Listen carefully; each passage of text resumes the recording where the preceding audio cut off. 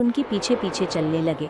माता कौशल्या और अयोध्यावासी बार बार अपने राम को रोकने की प्रार्थना करते, लेकिन मर्यादा पुरुषोत्तम राम ने पिता की आज्ञा और धर्म का पालन करने के लिए वन जाने का निश्चय अडिग रखा। वन की ओर बढ़ते बढ़ते वे गंगा तट पर पहुंचे।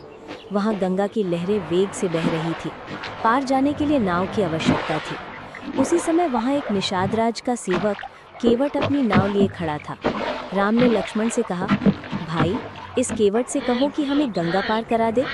लक्ष्मण ने केवट को बुलाया, लेकिन केवट फोल्डेड हैंड्स में खड़ा होकर बोला, प्रभु, मैं आपको यूं ही नाव पर नहीं चढ़ा सकता, पहले आपके चरण धोने होंगे। राम आश्चर्यचकित होकर बोले, भला ऐसा क्यों? कभी किसी नाविक ने यात्री के चरण धोए हैं क्या? तब केवट ने विनम्रता से उत्तर दिया, प्रभु, सुना है आपके चरणों की धूल से पत्थर तक स्त्री रूप में बदल जाते हैं।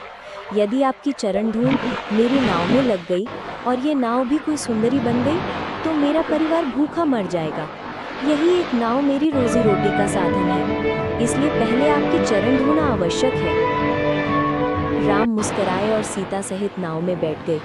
केवट ने बड़ी श्रद्धा और सेवा भाव से उन्हें गंगा पार कराई। नाव चलते समय केवट ने मन ही मन सोचा कि आज उसे साक्षात भगवान की सेवा करने का अवसर मिला है। गंगा पार पहुंचने के बाद केवट ने उनसे कोई पारिश्रमिक लेने से इनकार कर दिया। जब राम ने आग्रह किया तो वो बोला, प्रभु, नाविक नाव से ही यात्रियों को पार लगाता है। आज आपने भी तो मुझे भवसागर से पार लगाने का वचन दिया है, तो फिर सेवक वेतन कैसे ले सकता है? ये सेवा मेरा सौभाग्य है। राम, सीता और लक्ष्मण केवट की भक्ति और समर्पण देखकर भाव विभोर हो गए।